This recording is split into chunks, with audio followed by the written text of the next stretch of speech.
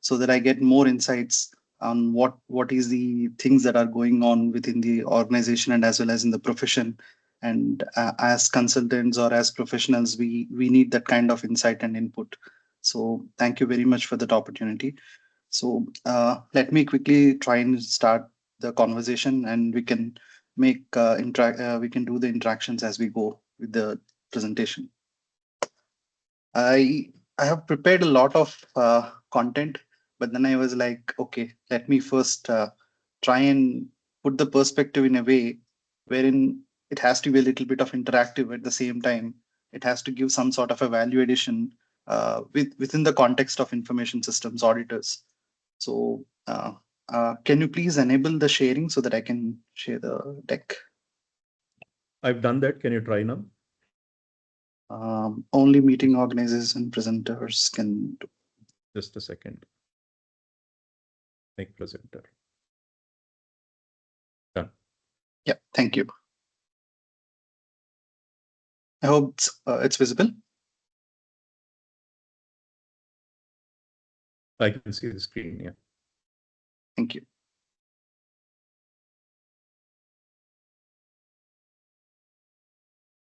I hope the screen is visible to everybody.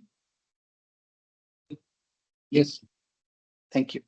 So as I was saying, I put a lot of thought in it, and then I prepared today's content and presentation in the context of information systems auditors and why it is so essential to understand what are the advancements in digital forensics for the information systems auditors. As I go with the practice, after 16 years of my experience in investigations and in forensic audits, um, one thing I understood for the last 6 years when I started doing the strategic work in terms of investigations is that uh, the forensics has evolved in such a way that today it's no longer only about investigation or detection. It's about defensibility, it's about reliability of the evidence, and it's about the validity of the evidence as well. And that's where the digital forensics takes us investigators a one step above. And because it doesn't matter, you could put a lot of artifacts, a lot of evidences, a lot of documents, information, everything, but if it is not defensible in the court of law, then the objective of investigation is not fulfilled. So that's where IS auditors could help forensic investigators and forensic programs within the organization to enrich the forensic audit program or forensic investigation program in such a way that they could fulfill those objectives. So that's how I designed today's content. So as aptly the title would be, advancements in digital forensics and essentials for the IS professionals. So today's session, I would be taking through the 7 items. First, I would be discussing a little bit on the evolution of the digital forensics, the cybercrime trends and statistics, talking a little bit on emerging technologies in forensics and fraud detection. Not a little bit, maybe a little bit deep dive. Then organizational readiness and adoption barriers, the current state and how we can repair that. That could be discussed.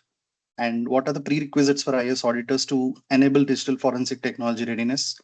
And then finally, the digital forensics, the role of IS auditors and how they could help in a collaborative manner that in organizational objective of forensic readiness is achieved. Finally, we'll also be discussing digital forensics capability, CMM, and as well as market dynamics. The reason here is that, okay, we are wasting 2 hours of on a Saturday. If anyone thinks that, what are we going to get out of it?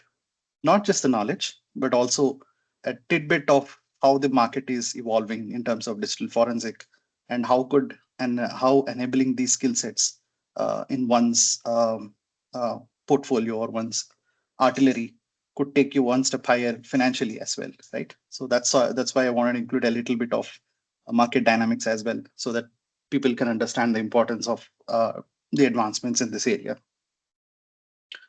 So before I start a question, just ask for yourself, what is your experience with digital forensic? Were you part of any digital forensic engagement within your organization? Choose option A, that if you have conducted a formal digital forensic investigation. Choose option B if you have participated in a forensic readiness assessment. Option C if you reviewed forensic finding as an IS auditor. Or if you haven't done anything of it, you can select option D. Just take a moment and then put your answers in the chat window. Maybe sometime later we can assimilate that.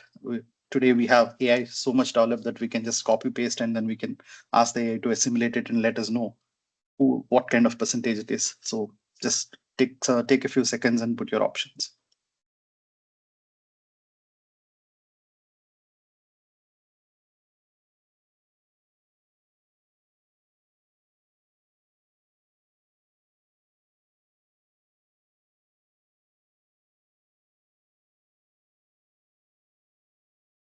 So moving on. Why do I ask this question? Because this is the strategic imperative. You can see that 85% breach dependency. Enterprise data breaches now necessitate rigorous forensic analysis. So the cost is $4.88 million. It's the average cost of a breach as of 2024. This is as per the report from IBM. Today we are standing in 2026, almost a quarter of the year is done. It could this could project even to $5 million as an average cost. There's no stopping. It's increasing every day. The total business market valuation for this is $53 billion as of 2035. That is the expected market valuation. 78% quote admissibility. Now this is the punchline. This is something what we call as nailing the coffin, right? So 78% quote admissibility. That's the reason why it is very, very important for information systems audit and as well as forensic professionals to understand the advancements and how we need to make it an objective within our organization to be ready forensically. And one of the surprising factors is 3.2 million GB of data is annually processed as by the forensic firms. You take about EY, you take about Big Fours or the Big Eight or Big 10, Big 16, whatever, Big X. All of these forensic firms, even the boutique firms today, are enabled with digital forensic tools. And organizations like big organizations who are having a lot of data have inbuilt or in-house forensic solutions embedded within their organization. Put together, it's about 3.2 million GB of data that is annually being processed. So you can see the scale of it. So how it evolved? Let's just take a step back. Let's go to 1980s. The foundational origins were like it's a small floppy media. So most of the time the investigations were manual. So this with these floppies and whatever evidences or whatever the trails that were there in the floppies made sure that the government woke up and they started enacting laws. For instance, in US, they have enacted Florida Computer Crimes Act. It's a state in US that has enacted this one, so you can understand how fast people started understanding that trail in digital devices or digital artifacts is important. So that started in early 1980s, right? Then in 1990s, it evolved into the PC and network era, wherein digital tools like NKs, FTK, and so forth have started taking the driver's seat and driving the forensic technology. In 2000s, the internet and cybercrime surge has started, wherein there was a lot of cyber criminals that are exploiting the networks, exploiting people, vulnerable people, and making money out of it, minting money out of it. By 2010s, we have the mobile and cloud shift. That's when, for the first time, we started doing mobile forensics. We started doing cloud forensics and so forth, right? Then in 2020s, it's about AI, IoT, and real-time forensics. Now, still, this 2020s is going on, is what I would feel. But here is somewhat I would differentiate. I would see this 2020s still it's progressing, right? So we are in 2026, like the last end of the 2020s, like 2020 to 2030. I would see that apart from this, the other area that would be coming here within the next 18 months or 24 months, which is more going to be important, is quantum computing and how what its role in driving forensic technology, and as well as blockchain forensics. These two are the things that I'm going to think that will take up place in the coming 4 to 5 years. So this case is very important. It's a case called the Soham murders. It happened in UK, United Kingdom, back in 2002. It involves disappearance of two 10-year-old girls. Holly Wells and Jessica Chapman, right? And they were abducted and murdered by a caretaker by name Ian Huntley. So why this case is important? Because this is one of the first and earliest cases wherein digital forensics was even so nascent or even so low in terms of evidentiary value, was still admitted in the court of law, right? The admissibility in the court of law. They have put up a standard or a benchmark saying that, okay, at the end of the day, digital forensics can be admitted in the court of law. Even the feeble evidences like mobile forensic analysis or cell site evidence and legal precedent was set up during that particular time. So it's very, very important. So keep in mind, when we talk about Soham murders, it's about admissibility of digital forensic evidence in the court of law. Now, just keep that aside for a second. Now, today, everybody knows about Epstein files, right? Epstein case. It relates to a lot of immoral crimes that happened and then immoral acts. So, but as forensic auditors, as IS auditors, what we should understand from here is that the key lessons are evidence integrity, how the investigating agencies have utilized hashing and tamper evidence storage to protect the evidence or to keep the evidence intact, preserve them so as to maintain their confidentiality, integrity, and availability, right? They have meticulous documentation. You can look at this document meticulously of this meticulousness of these documents just by the way they have redacted everything, right? You can see how meticulous they were. Then encryption governance was a significant part of it. They, until and unless they release those files, nobody else was able to access them, not even the bit that who were involved in everything. They have to release it, then only the people got to know about it. So keeping evidence dating back to 1990s or early 2000s till 2025, 2024 without significant leakages is a phenomenal success in terms of encryption governance and as well as document confidentiality. Those are the lessons that we need to understand from it, keeping aside the materiality of the inexcusable crimes that were involved. So, what is the implication for IS professionals in this? Understand that decryption is very important. Sophisticated forensic decryption protocols were required, so as to redact or and then remove the redacted material and so forth.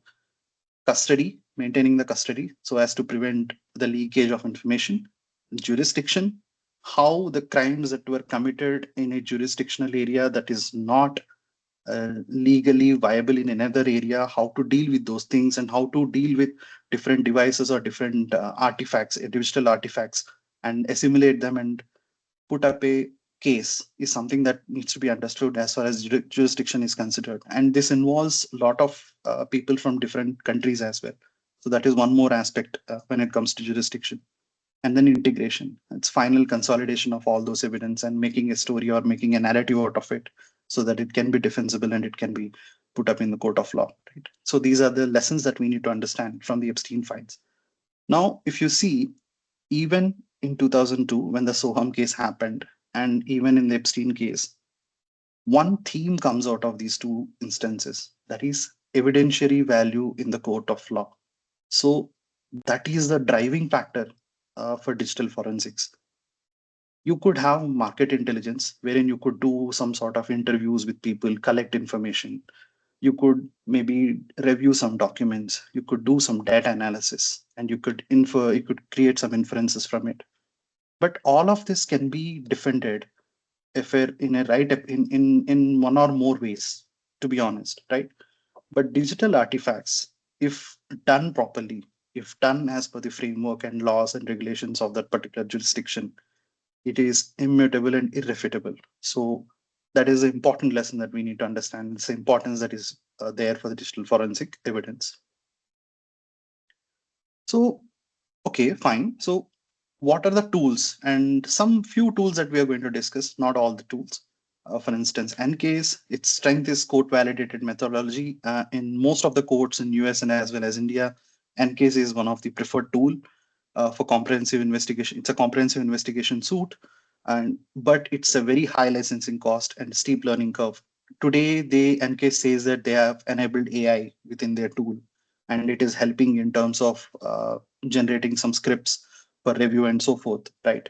So it's still at a learning stage only. There is an AI bias is still there, and as well as hallucination often happens. And we all know the case that happened in Australia, where an entire forensic investigation report was prepared using AI tools. And finally, in the court of law, they understood that some of the evidences or some of the inferences that were drawn were based out of hallucinations of the AI, but rather than the facts that were discovered during the investigation. So that's one of the areas that needs to be kept in mind. So it's a limitation. FTK, Xtero, its rapid indexing and robust search capabilities are there, but it is resource intensive. We need more people to do the job. It demands high spec hardware. For instance, there was a small case that I was doing a few days ago, and we needed a system with 64 GB of RAM to process about 350 GB of data. Otherwise, it would take like 14 to 15 hours just to index that image. Understand now that would tell you how resource intensive and how demanding it is in terms of high specifications. Then autopsy is an open source one. Anybody who wants to uh, preliminarily understand how digital forensic works, or just want to play around and get a look and feel of digital forensic softwares, could easily download autopsy because it's open source, and they could try a little bit understand how digital forensic connections are made using the software. Right, that's a very good way to start. Magnetile, Axiom, and oxygen forensics is fast coming up.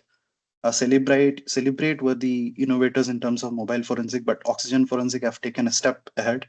They have involved IoT forensics as well and mobile device forensics. They have enabled forensics of iPhones as well. That is Apple software as well. So oxygen forensic is one of the tools that is fast growing, but it requires specialized training for advanced feature utilization.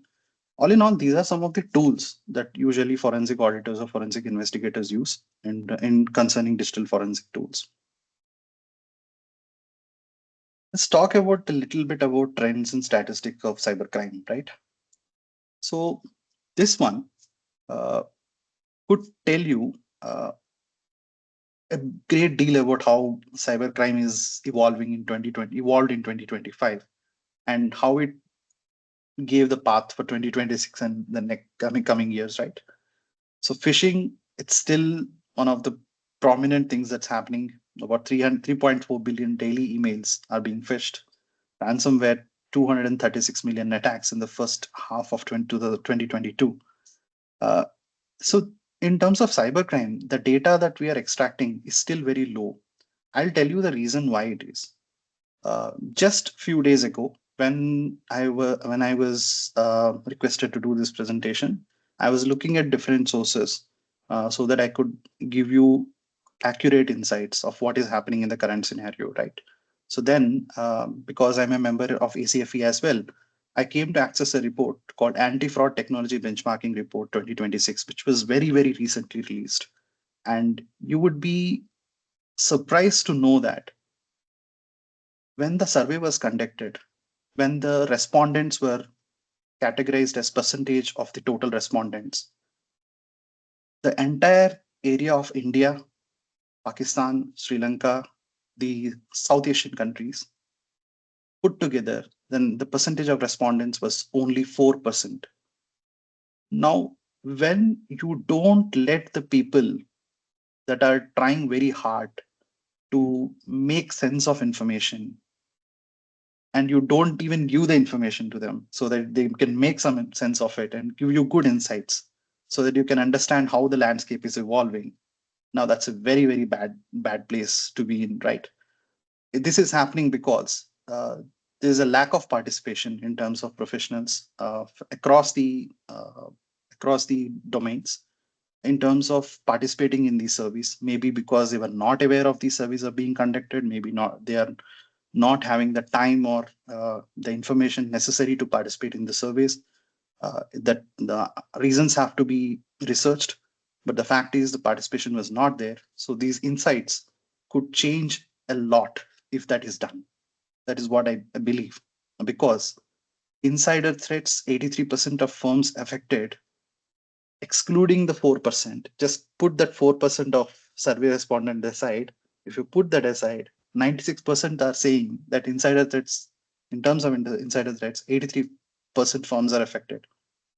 Any information security professional participating in this webinar today knows deep inside their heart that if India's responses are included, this would go even much higher. The amount of conflict of interest, the amount of insider threats happen in organization is phenomenal. Similar reason I would give for supply chain attacks. They say 40% of threats are from supply chain attacks, but the number would be very high. IoT device attacks, 1.5 billion in 2021. Today, every house has one or two forms of IoT device. You have an electric car, you can have an IoT enabled, SIM card enabled infotainment system. That's an IoT device in itself. You have Alexas, you have Apple Pods within the house. So these IoT devices attacks are also phenomenal in India because we have consuming electronic items like anything. Then business email compromise is about 2.7 billion losses in 2022. Again, include figures of India and South Asia. This number would go even higher because we have become hub for pharmaceuticals and as well as GCC, that is global capability centers. So this would even go higher.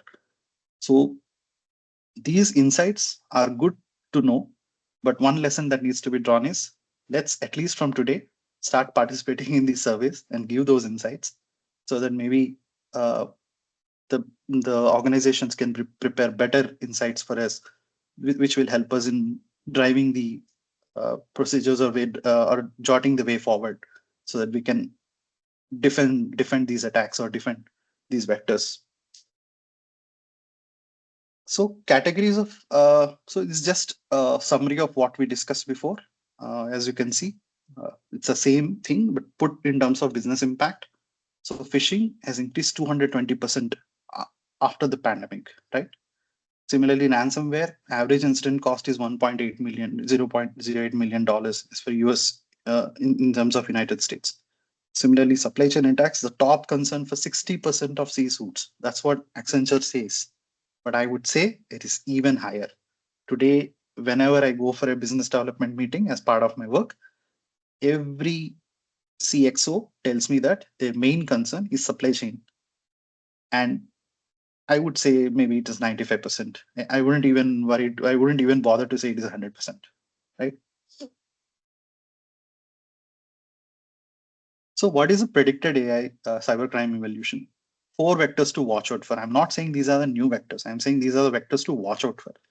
The first one is AI-powered attacks. It's already happening. Everybody knows. So attackers are leveraging the adaptive malware and automated phishing to execute precision attacks, right? So it the worrisome thing is that it is circumventing the very controls that were built using the AI-powered solutions. Now AI is attacking AI. That's what I would infer from it, right? So these are things that we need to watch out for. Synthetic media and deepfakes. Uh, these synthetic deepfakes, there was one particular case that we did as part of the investigation, wherein an employee, just to manipulate the attendance records, has used synthetic fingerprints and asked one of his colleagues to lodge his fingerprints instead of despite that he's absent from office. And it happened for some time because he wanted to work from home, but the organization said mandatory attendance is required in terms of brick and mortar. And this organization has like 1,000 people sitting in a block of office and operating from it. And even the managers have a difficult time to understand who is in office and who's not in office. And they are working shifts, right? So this went undetected for 3 months. That's the kind of technology people are using today just to avoid working from office. Now imagine if money is involved, too much money is involved, it would go to the next level. Then you have evolving ransomware, IoT-based vulnerabilities. I mean, estimated 29 billion connected devices by 2030. The number would be even higher. As I said, I'm coming back to the same point. The survey does not involve people from the South Asian countries. It's only 4%. If the participation is higher, you would get more insights. 29 billion is not even a figure. I would believe it's somewhere around 50 to 60 billion connected devices by 2030. Everybody has an Apple Watch today. Everybody has some sort of IoT device within their family. At least one, at least two devices are there in each family. So imagine the number would be even higher. So what are the emerging technologies in forensics and fraud detection? So let's talk year-wise. What is the forensic advancement that is happening, and what is the key technology that's going to play a pivotal role, and what is the timeline, right? In terms of AI-driven attacks, we have predictive behavioral and anomaly detection. So let's just take a use case of it. We already, most of us might be, maybe some of us might be working some cases on ATO, account takeover cases, right? That's where we use a lot of predictive behavioral and anomaly detection. Like somebody is logging in using his right thumb, suddenly logs in from his left thumb, or there is an activity that is happening in one geographical location, but suddenly the geographical login is happening from a different geographical location. It's already being done. Now, what's going to be different this time is that that particular anomaly detection tool is now infused with AI, generative AI, and as well as AI or agentic AI for that matter. Today, that's what the GCCs are highly going after. So this will involve the key technology here is going to be the AI/ML forensic platforms. Now, infusing these tools with AI would involve AI/ML infusion, and this is the current scenario, and it's going to happen, go progress for 2026. And we, as forensic professionals in the industry, as consultants, are expecting that this will evolve after 2026. That is, it will become more widely prevalent in all GCCs after 2026. That's what we believe. Deepfake fraud, metadata authentication, and pixel inconsistency analysis. Key technology is going to be deepfake detection tools. And 2025, 2027, I think it would reach a technological readiness level of say 6 to 7. And it because most of these tools are at the MVP stage as on date. They are not still the pilot programs are happening wherein they are training those models. So that's why I said it's still at that nascent stage. But we believe that by the end of 2027, it would be widely deployed. Similarly, supply chain attacks, cloud forensic is going to be very important, especially for e-commerce websites and e-commerce companies. Cloud forensics is going to be a game changer. But the development is currently going, and we are expecting that it would come down to the specifics by 2026, end of 2026. IoT-based attacks, the same, the transient data handling and edge forensic. There was one typical case that happened wherein one of the multinational organizations, has Alexa device in the cabin of a CXO whom we were investigating. Now, we tried to extract the data from that Alexa. For that, we sent the device to, because as of within India, we did not have the technology yet or the license for the tool yet. So we used the device and we sent it abroad to Dubai, wherein the tool was available, and we extracted the information. And it was very surprising for me because the output of the entire data came in the form of a text document, like my text document, and then we converted it to an Excel sheet, and then we could look what was happening, the conversation that was happening, and what was output given by that Alexa, and all were coming in an Excel sheet, and we could deduce a lot from that. So this gives an understanding as to how IoT based attacks are also happening, right? Then ransomware evaluation, smart contracts, and transaction tracing. It's going to be the new big thing for software engineers who are interested in blockchain.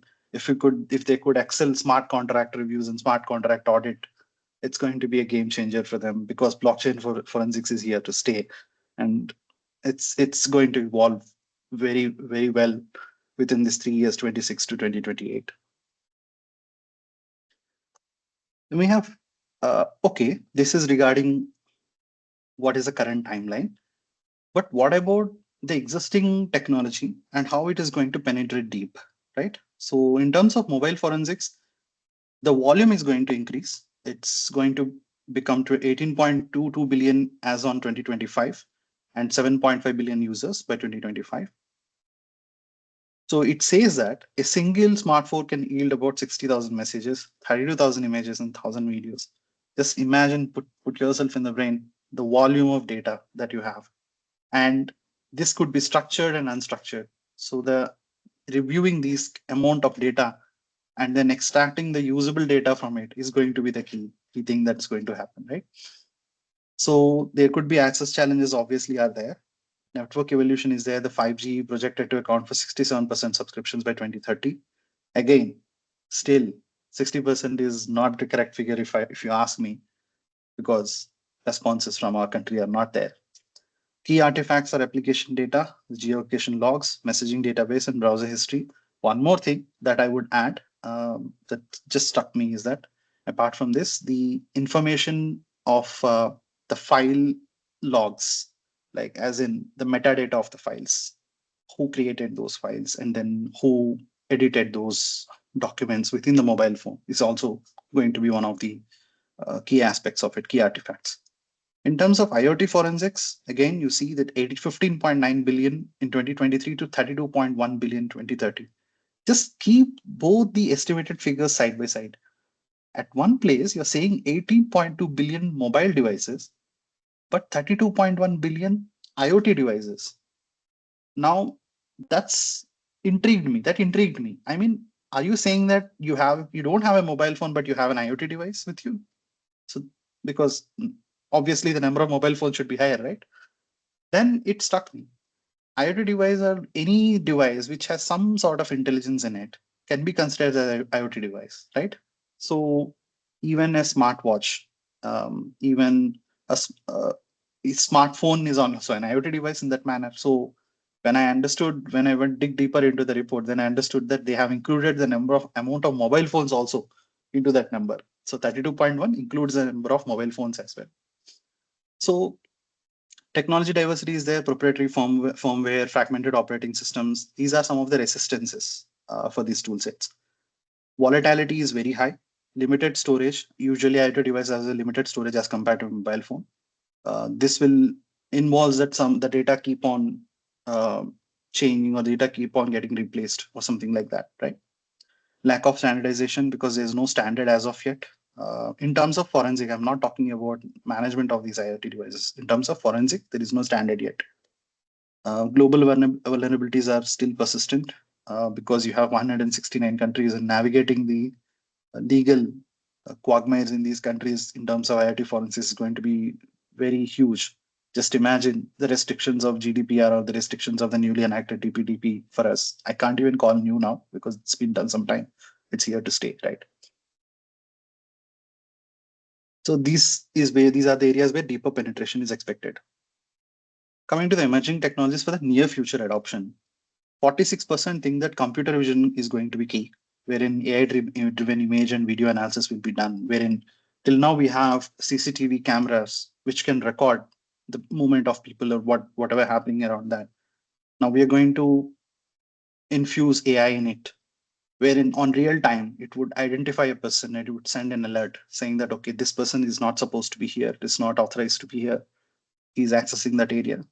Maybe instead of going back home and checking it, instead you would immediately seeking that alarm, we could ask somebody within the vicinity to go and detain that person or prevent that person from entering that particular facility. So computer vision is going to be a key aspect. Blockchain and distributed ledger. Obviously, a lot of banks, especially in Singapore and as well as Dubai, some of the banks are already moved into blockchain in terms of their financial transactions. 30% in terms of behavioral biometrics is going to be key thing. Typing rhythm, mouse movement, swap patterns, device orientation. These are some of the aspects in behavioral biometrics.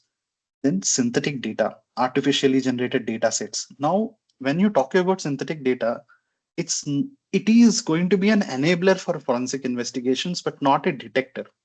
Why I would say that is that it could prepare data sets predicting how the fraud would have happened, basically the hypothesis of that particular fraud, and then creating sample data according to it so that we could input that sample data into the machine learning systems or AI systems, which would then incorporate those commands and then would prepare scripts on their own and then start catching those kind of frauds. So synthetic data is going to be an enabler rather than it's not going to be a detector, rather it's going to be an enabler. For instance, in terms of travel and expense fraud, T&E fraud, most of the organizations, if people are aware, previously it used to be manual, wherein manual auditors used to sit and then used to check every expense report. Today, it has become that there are AI/ML systems which are categorizing the expense reports in an automated form into high, medium, and low risk. Medium and low risk are auto approved, and high risk are being audited by the manual people. The next thing is going to be, once this is synthetic data comes in, then these manual professionals also may not be required to the extent that they are today. Maybe it would drop maybe to 10% of what is today, right? Because the agentic AI comes in, it would start acting as an agent and it would start auditing this data by itself. And what would you need some professionals is only for a second level or a high level review. So that's how the future is going to evolve. So these are some of the emerging areas in terms of fraud detection. So multimodal biometrics and deepfake resistant verification. So this is just a small deep dive into the behavioral biometrics. We think that there will be multimodal biometrics like modern systems combine face, iris, gait, and voice for corroborative evidence trail. So they improve admissibility in legal proceedings because one key aspect of legal defensibility is that catch hold of that one uniqueness, which could say that, okay, apart from him nobody could have done, apart from this particular instance no other instance could be thought about, apart from this item no other item was involved, so apart from this artifact no other item was involved. So to arrive at that kind of a statement you need as much information as possible and assimilate them and identify the pattern from it. That's where the multimodal biometrics is proving to be a game changer. So it's going to be improve the admissibility in legal proceedings. Similarly, deepfake resistant verification. So today we have liveness checks that happen in terms of anti-money laundering reviews. You could see KYC checks that happen in banks. They use liveness checks where people blink and then only it will catch that okay he is alive and then only the KYC proceedings go further. But even that can be changed using deep fakes. The technology is already there, right? People are doing that. So how are we going to make ourselves that we are going to resist from those kind of deep fakes, right? So that system is going to be important, wherein it could analyze the blinking patterns, the skin texture, lightning inconsistencies, and as well as audio video synchronization and suspicious inputs are automatically flagged. Just a few days ago, if you remember, there was a huge uproar about Benjamin Netanyahu saying that his video has surfaced on the web, YouTube, or on the web, saying wherein they could say that his hand is having 6 fingers, so this video could have been generated by AI, right? It's a deepfake AI video.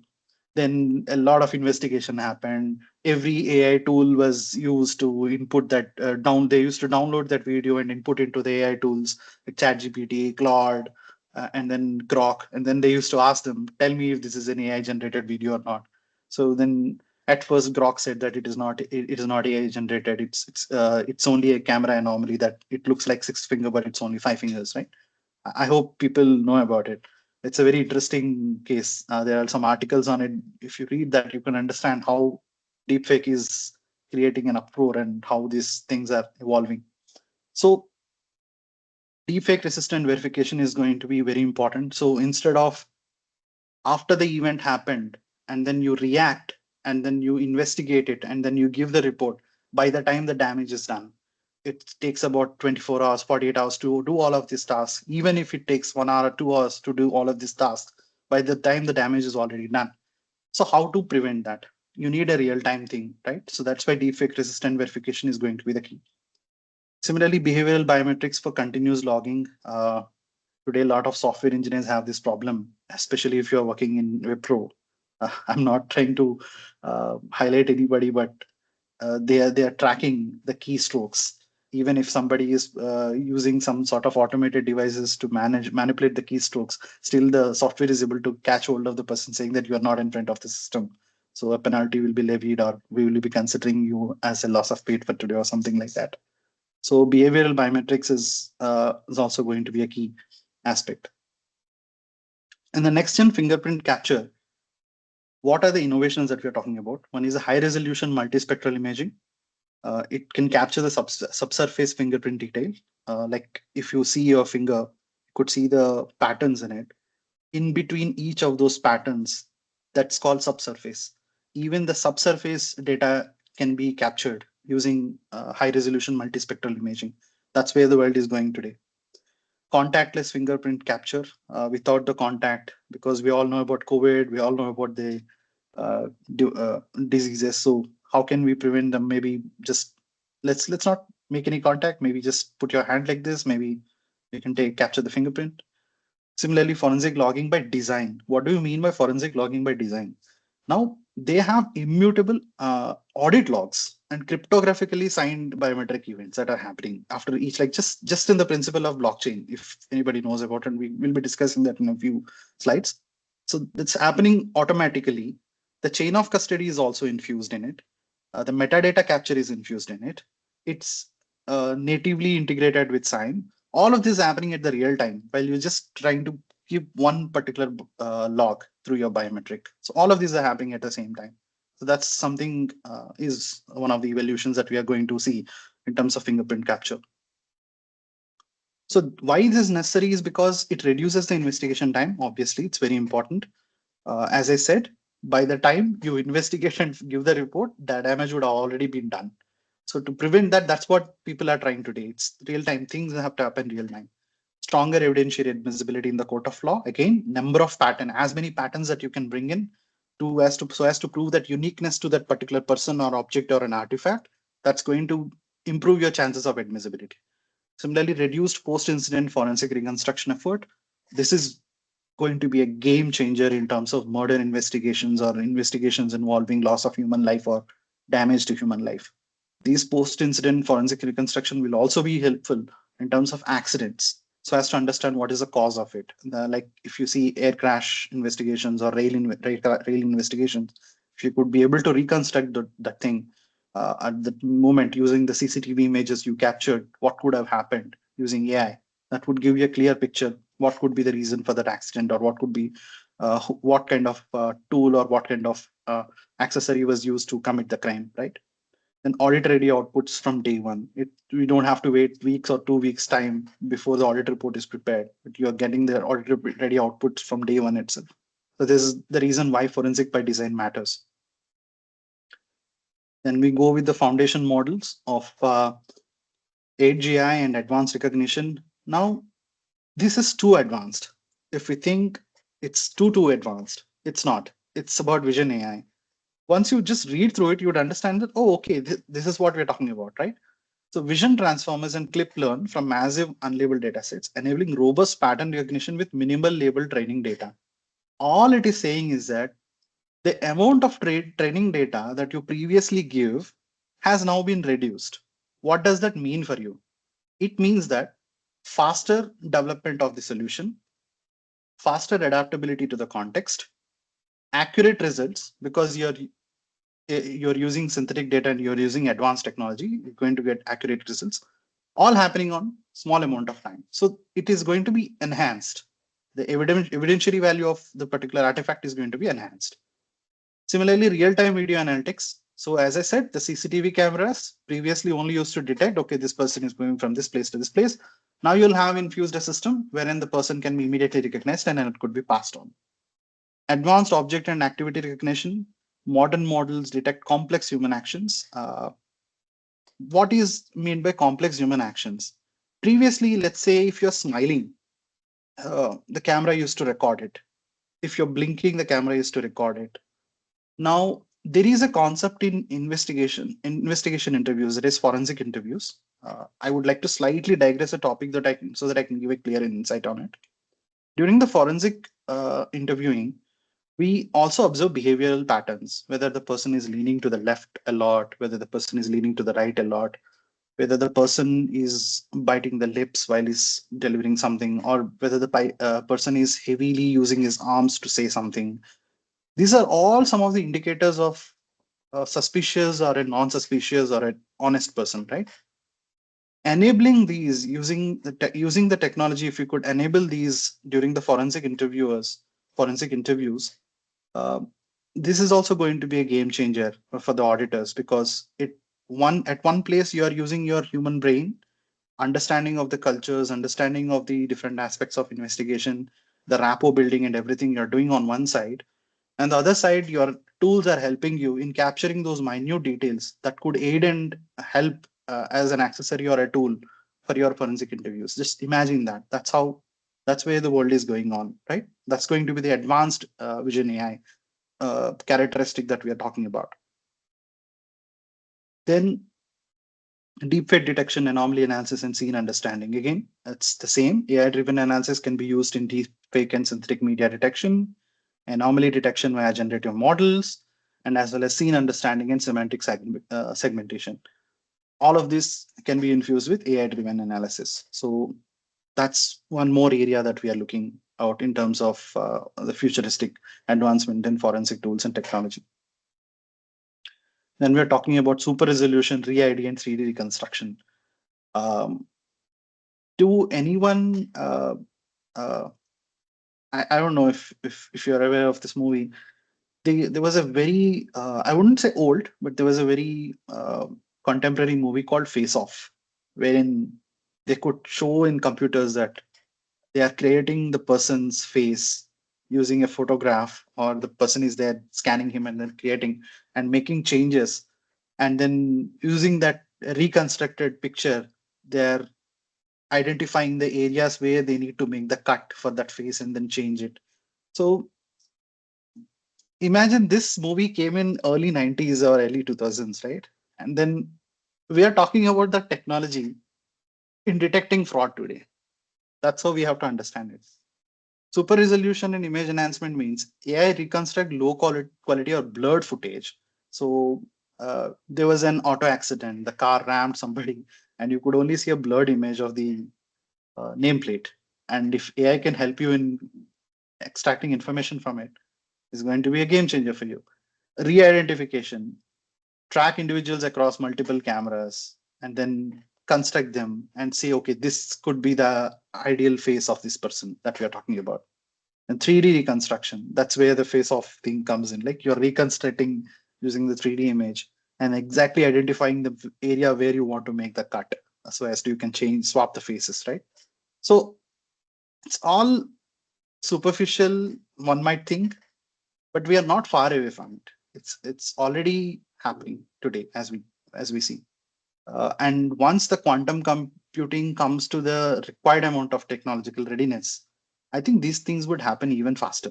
Uh, when as we are talking about 3.2 billion gigabytes of data, 3.2 billion terabytes of data, whatever size of data that we're talking about, with the advancement of quantum computing and integration of that into forensic is going to be a huge game changer. I think we are not far away from it. But obviously, we have to enable ourselves. That's where the role of IS auditor comes in, which we'll discuss in a bit of time. So, as I said, quantum computing will be surprised. Again, eliminate the South Asian countries from this research report. So 11% of the world, except the South Asian countries, are saying they're already impacted by the quantum computing in terms of forensic things. 30% believe that the impact could be much higher within the coming 1 to 2 years, and 1% thinks that it will never impact them. So the people who are thinking that it will not impact is 1%. I mean, like it's safe to say that everybody thinks that it's going to be a huge impact. Of course, there is no question about it. I don't even understand why they would have thought of doing this survey, but it gave me critical insight that 11% already impacting to 30% impact in 1 or 2 years says a lot. It says that 19% is to grow in the next 1 to 2 years. So you see the amount of change that is happening and how rapidly it is happening. So that's the important point that to know about it. So that's why I titled it as a sentient frontier, because it makes you feel good, but at the same time worried, because what's going to happen to professionals who are doing it manually using their brain, right? So maybe we just have to adapt using these systems at the end of the day. So cloud forensics, again, the distributed evidence challenge, it was already there. Cloud forensics was existing back in 2010 itself. As we discussed the forensic tools evolution, you could see that in 2010s was the area when cloud and mobile forensics were started getting up, right? So, but you will be surprised to know that 60% of users now rely on cloud services as compared to 30% in 2015. So in the last decade, the amount of users was only doubled. I would think it should have been tripled. So I will tell you the reason also why I'm thinking like this. When we go to the barriers and challenges that is going to come next, I'll tell you why I would say that kind of. I would pass on such kind of a statement. In terms of both in terms of evidentiary handling and as well as the marketability of these solutions. So the cloud evidence challenge is that it only doubled to some extent, and it also transcends multiple jurisdictions. That is going to be one of the barriers. There is one more barrier we will discuss, but the main barrier is that it has multiple jurisdictions, and the data privacy laws hamper those rapid infusion into most of the systems. That is one of the main problems. So there's a containerization is there, microservices, multi-tenancy, and complex data sovereignty requirements continue to challenge the traditional forensic connection efforts. Now, this is where the forensic readiness demands the tamper evident logs via blockchain and distributed ledger technologies to ensure evidence traceability. So till now we are using the regular contemporary or traditional methods of logging evidence logs or monitoring the evidence log. They're saying that if you infuse it with blockchain and distributed ledger, it's going to be a game changer. It's going to be improve your evidence traceability and as well as admissibility in the court of law. So some of the key tools are AWS CloudTrail, Oxygen Forensic Cloud Extractor. I have used it. It's a very good tool. Again, I'm not endorsing a brand, but I used it and it was good. Magnet Axiom, Celebrate UFED Cloud Analyzer, Azure Monitor, and Google Cloud Audit Logs. So these are some of the tools that are utilized in cloud forensics. And when you get some time, maybe just go through the Oxygen Forensic website. They have some articles written there. It's not about the software, but there are some articles wherein they were very deep and detailed in saying the do's and don'ts, the prerequisites, the kind of information that you could extract using the tools. That would give you an insight as to what can be done and what cannot be done, right? So just when you have a time, when you have some time, just go through Oxygen Forensic Cloud Extractor articles that are published in the resources column of the website. Then, okay, a quick poll. I don't even know if it's a very stupid question, but what do you know about blockchain? If you're a blockchain pro and you eat blockchain for breakfast, select option A. You've completed a course about blockchain, but you're still yet to practice it. Option B. Option C, you heard about it. That's about it. Okay, there's something called as a blockchain, and that's what I know. But if option D is like, what is blockchain? You don't even know. I think hardly anybody would say that. So just quickly take a few seconds to select those options and put it in the chat box, and then we can go with the next step.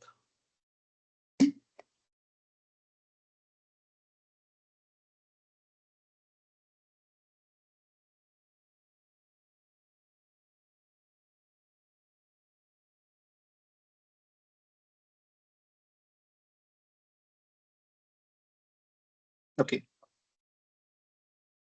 So if people already know, ignore it, but there's no harm in just learning it again, right? So blockchain simply put, just remember these 4 points. It's a shared record. Everyone holds an identical copy. It's just a book. Consider it a novel, and everyone has the same copy of novel. It's just one novel, and everyone has that novel. Now, just imagine that, and it's logged in forever. Like all the pages are numbered, and it's just locked. The only way to make a modification is that you have to add a paper in it in the novel, and everybody can add a paper in the novel, and you only have to add the paper. Nobody will do it for you. And I think Vivek has a question. Yeah, Vivek, I'm Can we go audible. for question right now or at the end? I The think only at the end would be better, or Okay, if you can just note it down. I'll note it down. Thank you. Yeah, the only reason is that maybe your question could be answered in the next or other slide. Then yeah, that's why. So and finally, and everyone can verify those transactions. So just imagine this and put that in mind. These are the 4 things that you need to keep in mind. The core activities as compared to blockchain forensic is that transaction tracing is going to be the key activity. Address attribution, so who made that change, that's going to be the key thing. Cluster analysis, grouping addresses controlled by the same actor and using the heuristics. Again, biometric modalities and everything, using that, clustering them. Smart contract analysis. Again, the smart contract auditors are going to have a real go at it when they equip the skill set with them. Evidence preservation is going to be the key activities. These are the 5 key activities in blockchain forensic: transaction tracing, address attribution, cluster analysis, smart contract analysis, and evidence preservation. Now, so we just have a small understanding about what is blockchain and what are going to be the key aspects in blockchain forensic. The blockchain forensics is still at a very nascent stage. I wouldn't, maybe nascent to maybe a workable or functional stage, maybe something like that, but it's not yet advanced because the adaptability itself is not there. People have not even adapted it at a large scale. That's where the forensics involving blockchain is also at a very nascent stage. In my previous organization, I dealt with a company which was involved in cryptocurrency transactions and accepting cryptocurrencies as one form of payment. It's a fintech company which was accepting cryptocurrency as one form of payment, and it's based out of the United States. And they have a huge distributed ledger, transaction statements, and huge amount of blockchain that is infused into their activities. And we had to develop a solution to audit those transactions and identify financial crime symptoms or traces within those transactions. So that was one thing that I experienced in my last organization. But blockchain forensics is here to stay, and it's going to be a game changer if one could want to practice it. Now, this is where people can make money. Digital forensic as a service. Let me just give you a small example. I have a client, and this actually happened, and I don't want to name the client or anything, but I'll just tell you. I have a client. He has a suspicion that about, let's say, about 4 people in his organization within the supply chain function are doing something fishy. They are creating fake auction submissions or fake proposals, and in fact, all these 4 are fake, and one is the genuine one, which is a uh, textbook 101 supply chain fraud, auction fraud. And obviously that it's already decided whom the work should be awarded. So they're using that. And they wanted systems to be imaged. Now, but the person who wanted to give this engagement to us was very adamant in saying that I'm not going to pay the same amount that I'm going to pay um, other people, other consultants in it. I want this to be done in a cost-effective manner. Now, imagine I would need to buy some tools and some forensic tools and devices at a cost, and it involves license cost, equipment acquisition cost, and as well as the server acquisition cost and the high specific domain or high specification laptops or devices, right, to do the review and analysis. When I compare these costs, it comes like 3x or 4x of what the person was asking me to do it for. So it's not going to be commercially viable for me and for that person as well. That's when we thought about the digital forensic as a service. As an organization, you would buy licenses, and then you would have a server, and these tools are used using that server, uh, delivered using that server. You would have an encrypted space within that server wherein you could infuse your artifacts, and software would analyze it and give you the output and uses that output to identify what are your forensically relevant information. It's already happening. There are tools that are already happening. For instance, there is a tool called MyFRT, and I've recently used it. And the good thing about it is that the amount of time I spent on indexing using Intella and Ncase, and then again construct the indexing and as well as all of the other activities, it was reduced phenomenally. And because I don't have a high specification laptop with me to do the analysis, the idea was that I could use a server which is encrypted, and I could use the artifacts within that server, and I could extract information, and I could use it for forensically admissible information artifacts to prove in the court of law. Now, this came at a very low cost for me. The amount of money involved was very, very less, and I could finally deliver the objective of that particular person. Now, I am not saying that this is the way to go for everybody, but there is a limitation, of course. The thing that I usually do with the enriched evidence that I could obtain from the other tools, in-house tools or on-prem tools, is compared to be much higher as compared to what I talked about in terms of this one. But maybe that's where the people have to put focus on. Maybe bring up that digital forensic as a service to the level that already the tools that are on-prem can give, right? If you could do that kind of a thing, and it's going to be a huge thing. Digital forensic as a service is something that is going to be a key one, and that's where it matters for IS auditors also, because your organizations would be looking for scalability, their performance, compliance drive, resource optimization, or audit oversight. Because you're going to put that in a server and encryption is there, it becomes a responsibility of auditors to check for DPDP provisions and GDPR controls, whether they are imbibed in it or embedded in it or not, whether that amount of advancement is going to be helpful for the organization or going to fulfill the objective of safeguarding the IT assets of the organization or not. At the end of the day, that's the objective for IS auditors, safeguarding the IT assets of the organization, right? So that is fulfilled or not. So that's going to be the important thing for IS auditors in terms of digital forensic as a service. But it's going to be a huge, huge market. I'll in a quite a bit I'll show you the amount of expanded market that it has. So organizational readiness and adoption barriers. So okay, we talked about what are the emerging areas till now and how the market is evolving and so forth. But where are we in terms of readiness and what are the adoption barriers we are facing today? So this again was obtained from the ACFE's Foreign Anti-Fraud Technology Benchmark Report. So it says that 7% are AI fraud ready. So they are saying that only 7% of organizations are more than moderately prepared to detect or prevent AI powered fraud. It's not even a statistic. It's safe to say that nobody is ready. Okay. And 25% use AI ML analytics. So only 25%. This means 75% is still happening in manual mode. So our jobs for the time being are safe. And 10% are cloud native platforms. This is a very, very low figure. A lot of advancement is required in this area. 29% are automating the investigations. So still we are following the traditional mode of investigations.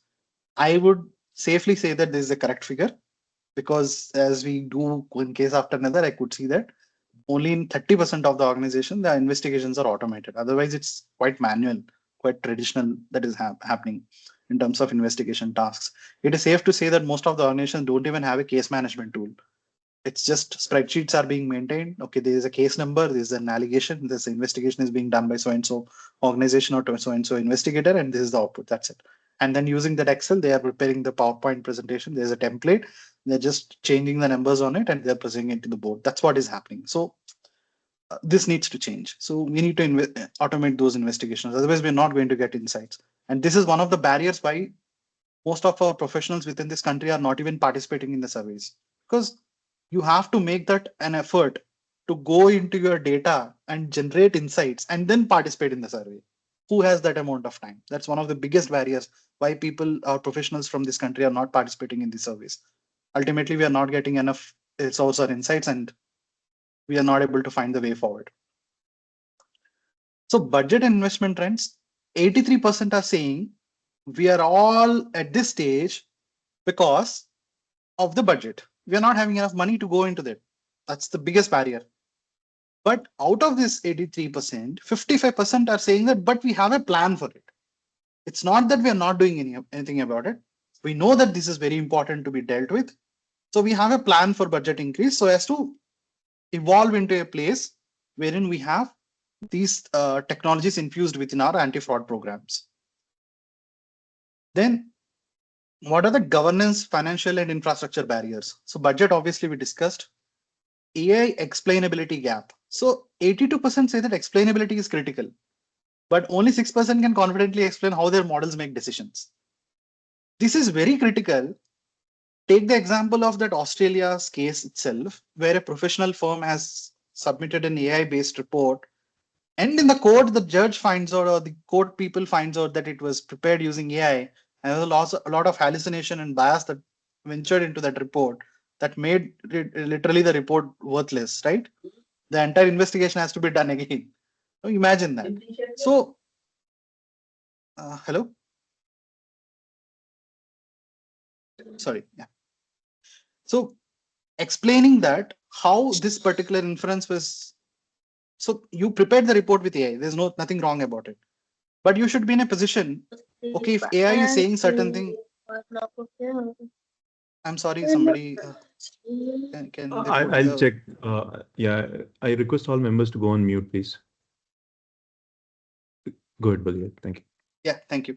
So AI explainability gap. So it's okay that you prepared a report using AI, but you should be at least in a position, if somebody comes and says, okay, AI inferred it, do you have a rationale for that? So we should be in a position to explain the rationality of it. That's what we mean by AI explainability. So 82% say that explainability is critical. They understand that it's very important, but only 6% can confidently explain their model. So let's just say I prepared a huge document because I say that, okay, but at one point I'm saying that I can, oh, I know, this is explainability is critical. I should have a rationale for the entire document. But only 6% are saying that they can confidently explain. So there needs to be improvement in this area. Then AI bias and fairness gap, it's directly related to that AI explainability gap. Because there is bias and fairness gap, that is why you need explainability. So it's cause and effect kind of thing. So 75% acknowledge fairness is important, yet only 18% test their models for bias. Low platform adoption, only 10% use cloud native fraud detection. So why is it important? The automation of downloading a particular artifact plays the key role here. If it is cloud platform, everybody will download the same set of an artifact. If it is not cloud, if it is on-prem, once the document or artifact is downloaded by somebody and then it is being shared with you over an email or an electronic device or anything, there is a very high chance that it could be modified within the way, or it could be modified during that uh, transport of the data. The transmission happens to that. How minute it could be doesn't matter, but at the end of the day, it's going to be a governance failure and it's not going to be admissible in the court of law. That is why cloud platform adoption is going to be important thing. If this AI infusion into this software forensic tools is, if it has to be done properly, this is very, very important. Then you have operational skills and quantum barriers. Limited automation, again, we discussed before. Automation of investigation is very low. Skills and readiness gaps are there. Immature testing and validation. Cryptography uncertainty in the quantum era. So even we are talking today about quantum adoption, but only 11% believe quantum computing is impacting fraud today. We just talked about this a little while ago. Okay, how can we forget DPDP when you're talking about anything digital, right? So common DPDP compliances that are plagued today, according to the MIT report, 68% of the organizations currently lack the robust breach documentation. Another four important weaknesses that we have compliance gaps is inconsistent documentation. Incident documentation quality frequently lacks uniformity across the business units. I, as an investigator, is preparing one form of report. Some other person is preparing one form of report. Some person has a different perspective of a particular clause in the DPDP. Somebody has a different perspective in a clause of DPDP. So these are not matching and meeting. So maybe this can be avoided using the continuous training or continuous workshops. But at the end of the day, it's not there. Inconsistent documentation. Unstructured retention. Some are saving in the web, some are saving in the open file, some are saving in the desktop, some are not even worrying about saving, they're just deleting it after that. So unstructured retention. Excessive data collection. Okay, you, for an investigation, you need certain amount of data. You're going way and beyond and you're extracting all sorts of information, and then you're creating a legal quagmire or ethical nightmare for the legal counsel to fight on behalf of you and your organization, to say that the amount of data I collected for this investigation is not excessive, it is adequate. So that is one of the complaints gap. And weak access controls. IS auditors talk about ITGC controls, ITAC controls day in, day out. But still, in terms of DPDP, the maturity is yet not there. So the weak access controls is one of the important aspects. These are some of the compliance gaps according to the DPDP. That what MATI is saying is not being told by me or anyone else. This is what MATI says. So, okay, we talked about the cybercrime scenario. We talked about the emerging forensic tools. We talked about some of the uh, uh, barriers and everything. Okay, what should we do? How are we going to deal with this problem? There are about 9 prerequisites. I'm only talking about in terms of IS auditors, how they can help. I'm not saying everybody has no responsibility, but today we are talking at ISACA's webinar, so we are going to talk about the prerequisites for IS auditors, how they are going to play it out for you. There are about 9 prerequisites. The first one is governance and oversight foundations. Imbibe in your mind that bias and fairness is there. AI explainability and auditability framework is very important. So 6% of organization can confidently explain AI decisions is not a good amount. This needs to be increased. So this is a prerequisite. We need to address AI explainability and bias and fairness testing protocols. How we are going to do it, I'll discuss in a little bit. I've prepared a sample controls for to be tested for forensic readiness for emerging forensic technology. It's just an effort that I made. Let's just see if it is making sense, or we can sit and discuss and develop it as we go, right? It's just an effort from my side. So first, let us understand the prerequisites. AI explainability and auditability framework has to be aligned. Bias and fairness and testing has to be included within your testing protocols. That is, you need to test whether there is any bias and fair or whether the fairness is not existent in this particular artifact or report or document.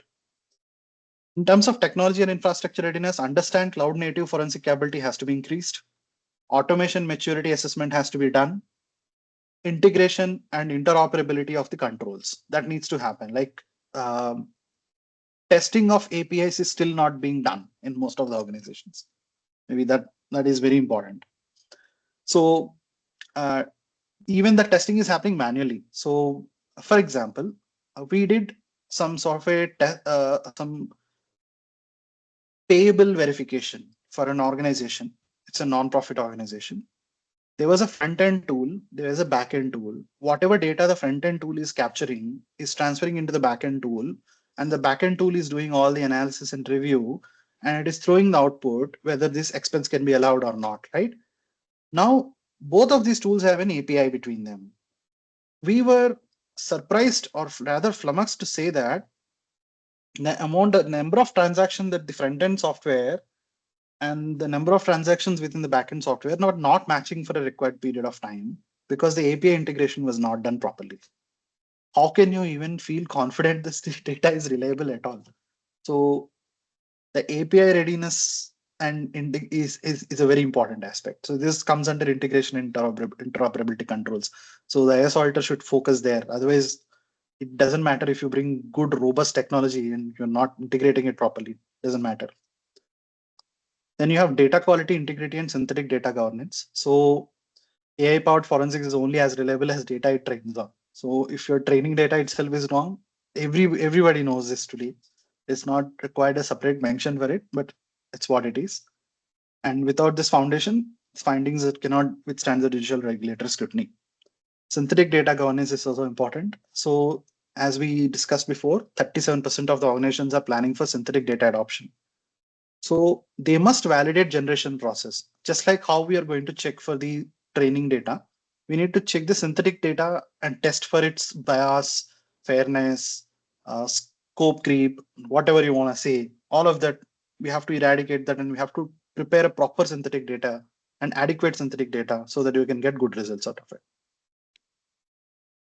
Biometrics and behavioral analytic controls. Privacy impact assessment has to be done. Okay, go through the DPDP Act, take help of your CISO or compliance professional within your organization, sit across the table. Okay, this is what the Act says, but this is what my activity needs to be done. Now you tell me whether any of these activities are against the DPDP policy or against the law of the land right now, and how are we going to navigate it? So these privacy impact assessment has to be done on a continuous basis. And liveness detection and anti-spoofing, embed these controls. That is one of the prerequisite. Secure template storage and adversarial attack testing. Maybe improve or increase the number of attack vectors, testing attack vectors uh, within your testing criteria, and then keep evolving it, right? So that's one of the things that we need to be a prerequisite. That's going to be a prerequisite. Prerequisite 5 is about skills, competency, and forensic readiness. Train your workforce, prepare a plan, check the plan is whether it is working or not. So all your controls have to be in such a way that you need to test whether the assessment and the plan are aligning or not. And if there is any non-compliance or if there is any deficiency, how are we going to address it? So it's very important. Then we have quantum resilience, budget alignment, and integration readiness. Cryptographic and quantum resilience, don't wait till the technology arrives at the organization. Maybe take a step forward and maybe have the plan ready before the technology comes in. So when the day comes that the technology has to be infused within your organization, you have a plan ready and you can tell them that, okay, this is how we are prepared for, and this is what you are saying that we're going to do. If there is a misalignment, let's sit together and quickly address it, which gives you a lead, or which gives you a quick start. Uh, if you're not ready with it, you're going to face a problem. You're going to lag behind as compared to other organizations which will move forward because they had a plan in place. Budget alignment and strategic investment. How auditors can help is that they should verify the multi-year investment plans, RI models for AIML. Sometimes this could have been faced by every information system auditor. They would include a certain plan, audit plan within the charter or for that particular year, saying that we are going to test this process, we are going to test this control this year. For that, we need this amount of investment. The organization would say, the management would say that I'm not going to spend that much amount just for testing it. It seems fine for me right now because there's no evidence that it is not functioning as it's supposed to be, right? So in that case, we are failing because we are not able to align it with the return of investment. We are not able to prove the return of investment. Maybe sit with your finance team, operate in a collaborative manner, and use the insights that are coming from different research websites and everything. Prepare that plan and then provide it to them and say that, okay, if we don't test this control, this is going to be the damage. And if we test this control, this amount of saving that I'm going to generate. I think most of us are doing the same way, but maybe improve that a bit, maybe do it more robustly so that organization would understand the importance of it. So this is very important in terms of a prerequisite. So management alignment is very important. Integration and interoperability, again, coming to the API, it's very, very important. It's a prerequisite. DB-DP alignment, that is one of the prerequisites. Penalties are very high. I think the numbers could change once the amendments comes in. There are some discussions that are happening, and these amounts could even change. And already we are facing the heat of it, but still, it's a very strategic imperative. Proactive compliance is required. Comprehensive auditing is required. Imbibe your IS audit plan with DPDP controls as well. Accelerated breach reporting so that you can avoid penalties. Expanded liability is there, so maybe take an insurance. It's important. Global data governance frameworks and all has to be followed. So these are some of the prerequisites. These are the 9 prerequisites. Okay, Bhagirath, we discussed about prerequisites. You lectured us on how to what are required. Now just give us a sample controls for it, right? So that's what we're going to discuss now. Digital forensics, the role of the IS auditor. I'd quickly take you to a compliance necessity. Okay. Yeah. Yeah. So first, the IS auditor checklist. In terms of governance and logging controls, forensic readiness and policy, a formal forensic readiness policy exists and is approved by the senior leadership. That is one control. Policy defines roles, responsibilities, escalation paths, and evidence handling protocols. Policy covers AI, cloud, IoT, mobile, blockchain forensic considerations. Policy aligns with the legal regulatory requirements, DPDP, GDPR, ISO 27037, and NIST. Organizational preparedness has to be tested, whether these are embedded into the IS audit charter or not, whether forensic readiness objectives are included in the annual audit plan, regular forensic readiness assessments are conducted or not. If IS auditors can do this, no evidence or artifact that was extracted following these policies and regulations is never going to be inadmissible in the court of law, because we are following the law and because it's control tested. There's a second level of testing that is happening. You can become an enabler for your forensic department within your organization. Logging controls, logs are immutable, tamper evident, and centrally stored. That needs to be tested. Logs include timestamp, user IDs, device IDs, and event metadata. Cloud audit logs, and log support forensic reconstruction of user actions and system events. These are some of the logging controls. In terms of evidence quality, chain of custody is going to be important. Evidence encryption is going to be important. Storage solutions have to be immutable. And finally, maybe use hashing SHA-256 or stronger algorithms to protect those evidences, especially if a lot of money is involved in that forensic case. Cloud readiness and DFAST readiness.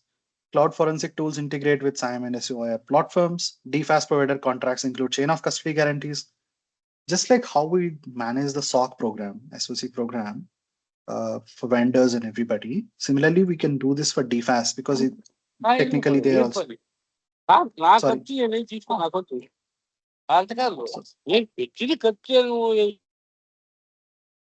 Okay, sorry. Then data residency and sovereignty requirements are validated.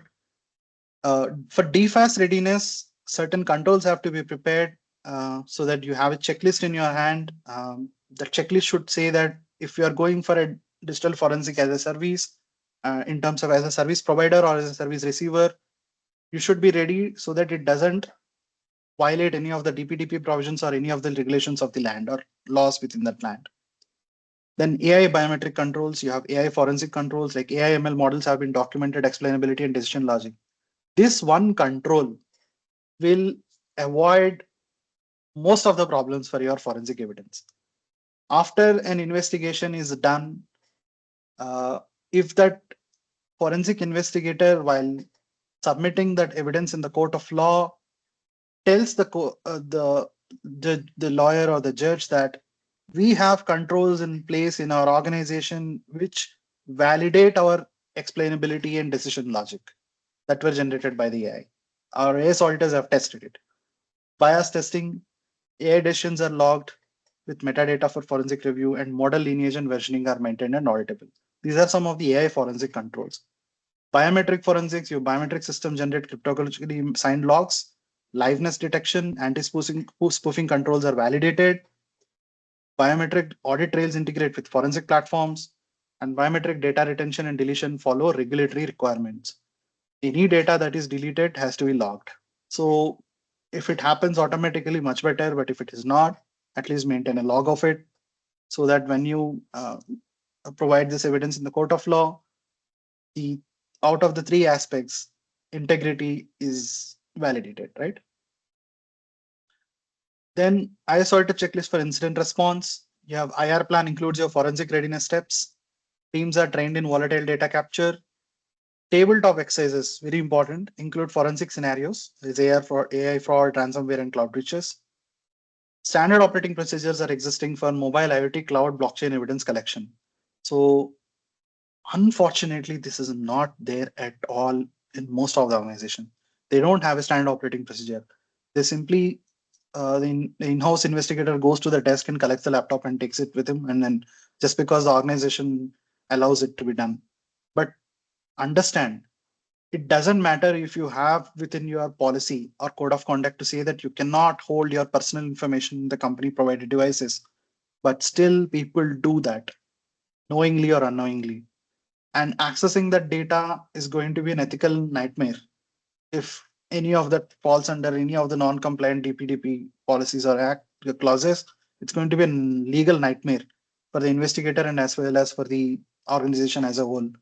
But if you have a policy within it, if you have a standard operating procedure, maybe have a template saying that we are collecting this device as part of an investigation, and if any personal data is available in it, we are authorized to take it as far as the relevance to the investigation is concerned.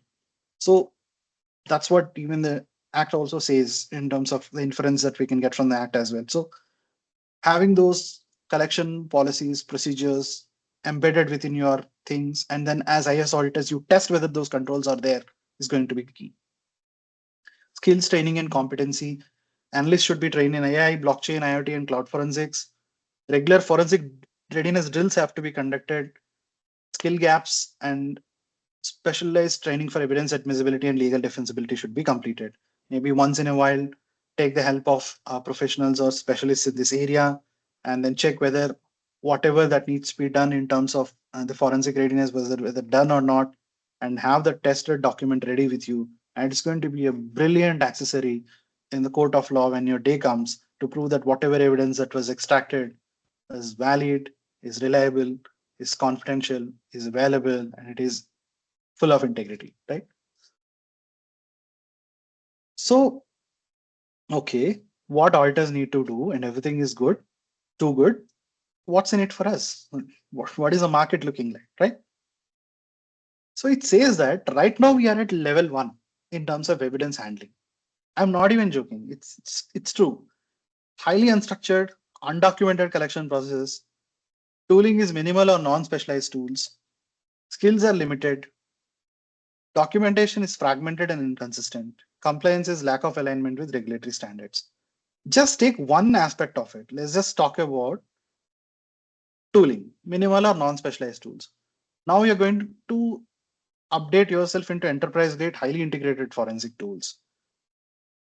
You're going to get more accurate results, more good results or faster results, and it's going to improve your investigation time. Evidence handling, you take unstructured document collection, you move to fully automated workflows with end-to-end auditability. Similarly, in compliance, lack of alignment with regulatory standards, you continuous monitoring with automated regulatory reporting. So this is where your capability maturity should be. Level 1 is current position, and level 5 is something that you need to reach as soon as possible. So as your organization is ready in terms of emerging advancements in the digital forensic, if you want to compete with that, you need to be at this particular level right now. The market is looking like this. 13.5 billion dollars as of 2025. The digital forensic market is expected to grow to $53.65 billion by 2035. And I'm not saying this fact just like that. I'll prove it to you right now. Just a while ago, we saw the number of IoT devices and forensic devices. We are not even talking about millions, we're talking about billions in terms of devices. Each device forensically examined in terms of fraud or anything, if whatever is involved, compute that with an average cost that you can think in your mind. $53.7 billion is not even a figure. It could be much, much higher. So the market is like growing like anything. 13.5 is a very nascent figure. I don't know how many of you follow what is happening in terms of digital forensic within the professional domain. But very recently, one of the big four firms have launched their digital forensic technology center in Hyderabad for the first time in South India. That's the only organization that have started it with a focus that all emerging areas of digital forensic are factored in, and they're going to make it a robust place wherein these digital forensic tools and everything can be accessed by the southern part of the country as well. You don't no longer need to go to Bombay for any advanced tool or anything, right? Or to Delhi or other ways. So that's what they're looking at. If they are doing it, that means they understand the importance of the growing market, right? So it's going to definitely grow multifold. So investing right now in this kind of a business and equipping these skills is going to be a huge deal breaker for anyone who's interested in digital forensic area. And market segment highlights, but okay, fine, this market is growing, but in which domain the market is growing?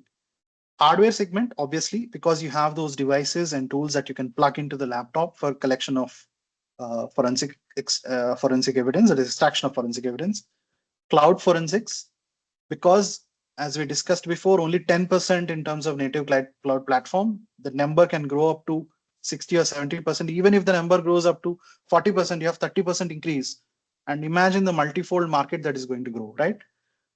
Especially in North America, the dominant region in 2025 is projected to scale from 3.74 billion to 15.24 billion by 2035. This is driven by the HIPAA, SOX, and sustained federal investment in digital investigative capabilities. Again, participation in the surveys, you would get the India figure also. The worst thing is that I'm unable to find the India figure because there's no participation from our professionals. If only US could say that 3.74 billion to 15.24 billion by 2035, we are a country of population with 150 crores.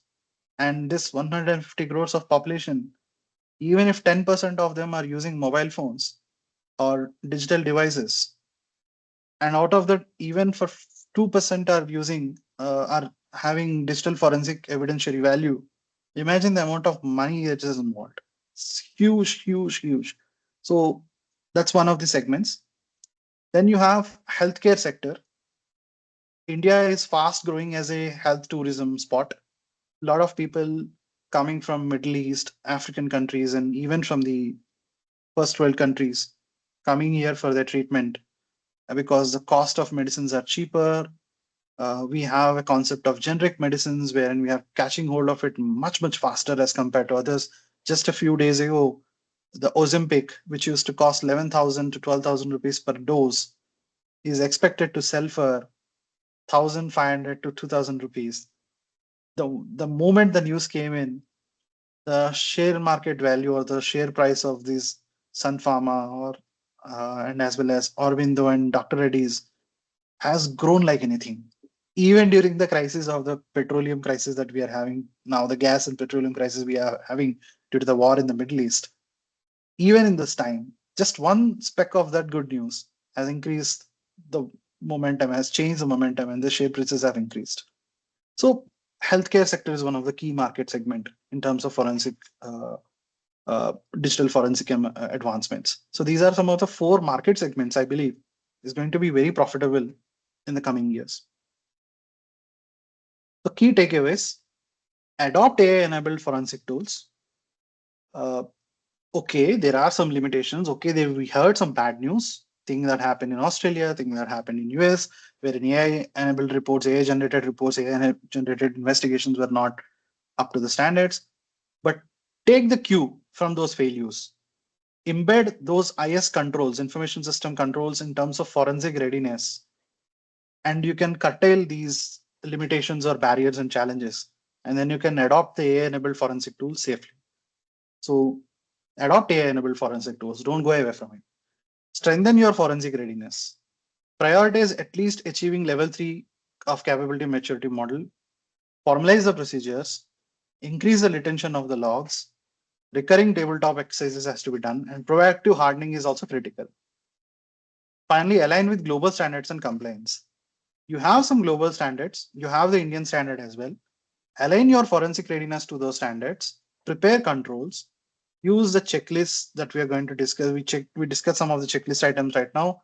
Maybe sit together with a clean mind and maybe you get more points and start adding to the checklist and prepare that. You are empowered as an IS auditor. Maybe put up a proposal the next Monday morning saying that I'm going to test the IS forensic readiness within our organization. And I want to include this plan within our information systems audit charter and audit plan if it's already not there, and see the reaction. And okay, this tell them these 3 points. The first point is that our investigators are doing a very good job in identifying the fraud losses and trying to recover those amounts. Maybe if we do this, we'll improve the chance of admissibility in the court of law. Second thing is that we are going to empower them even better. So maybe try to put this as a value proposition, right? So align with global standards and compliance. So key takeaways finally for you is that the readiness gap is a central risk. We are not ready. So let's fill that gap. Governance must lead technology adoption. I love this statement. Governance must lead technology adoption. Governance should not be against it. So very recently, I completed a course with IIM Calcutta on fintech and financial blockchain. One of the professors, his name is Mr. Devashish Saha, he was teaching blockchain to us and he was talking about fintech to us. And he says that most of us are in a myth. The government is against innovation because they have so many regulations in place. That is not at all true. The government is encouraging everybody to innovate. If you, for a small example, Paytm was there even before BHIM, but the technology that UPI was developed by NPCI. NPCI literally waited a decade or close to a decade before the private players adopted the UPI technology. And finally, when they are not doing it at a greater pace, then it launched the app called BHIM. Now nobody uses BHIM. Today everybody uses Paytm or PhonePe or Google Pay. Before it used to call us Tez. I don't know how many of you remember. But you see, the government is not against innovation. It says you innovate. I'm not going to put a regulation as a barrier. So they are saying, by an example, they're leading it by example, saying the government must lead technology adoption. It should not be a barrier, right?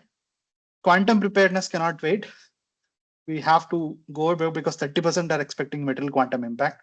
So everybody has to get ready. Maybe ISACA could come up with some certifications like micro certifications to understand how we can do this. Forensic by design is the standard that is required by design. During the design stage itself, you need to think about forensic readiness. So these are some of the final key takeaways and imperatives for IS auditors. With this, I conclude my presentation, but now I'm open for questions. I hope I did not rush. I was slow and uh, as evident as possible. Yeah.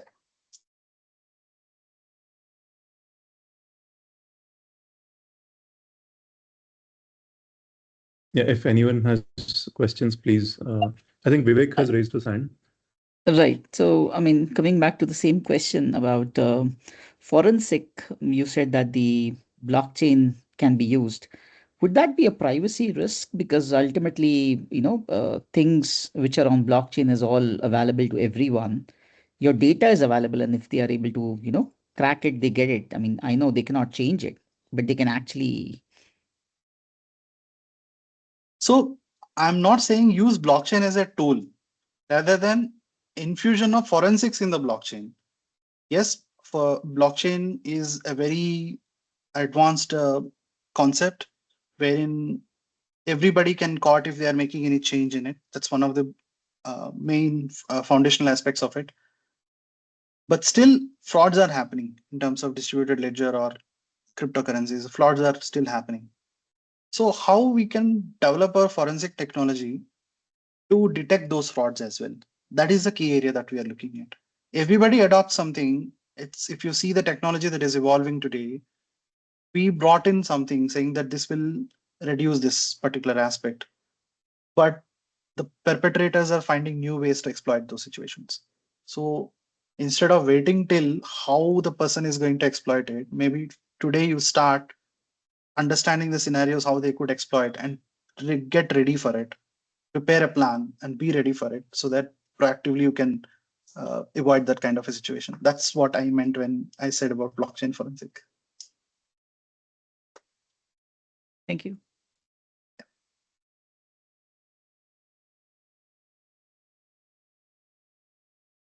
Was one Any more other question in the question? chat before that. Do you have any certifications recommendation for digital forensic? There was one, somebody else asked it. It was in the chat.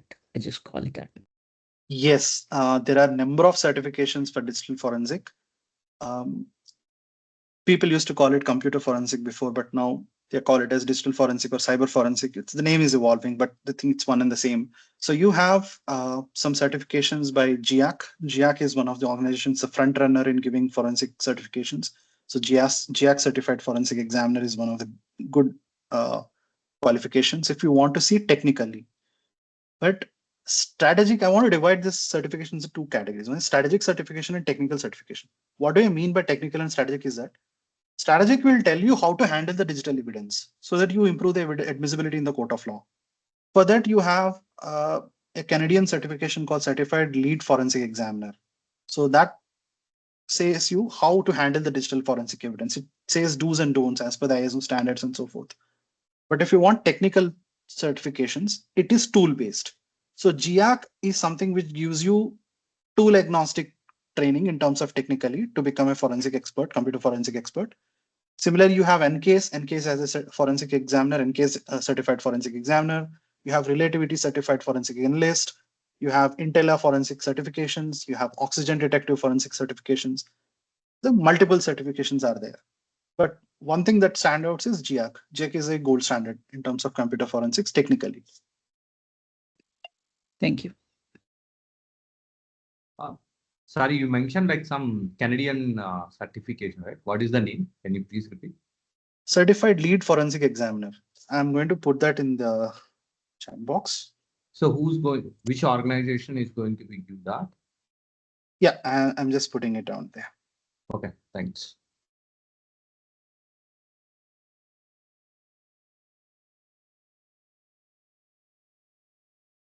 So guys, meanwhile, I've just dropped the CP form on the chat. If you can just pick it up and fill it. Yeah, I put it. So this time we're also asking nominations for speakers for next session. So if anybody is interested to share their knowledge, also please fill in your details on the CP form. Yes, Bhagirath. Yeah.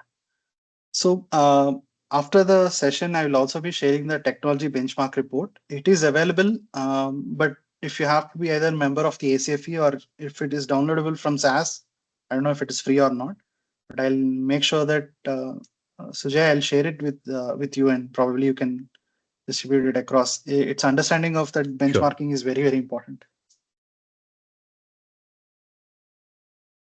So any other questions or suggestions for me?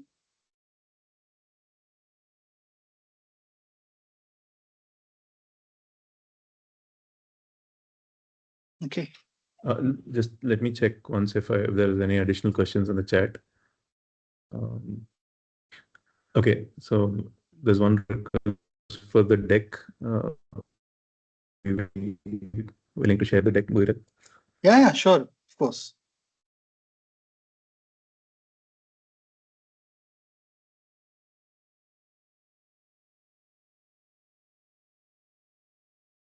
And it's my humble request going forward, please participate in some surveys and give your inputs. Please don't take me otherwise that I'm repeating it every time, but it's very, very important.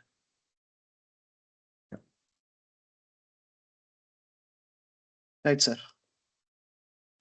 Thank you, Bhagirath. Thank you for your time. Thank you all for joining us on a Saturday. And for being a patient audience.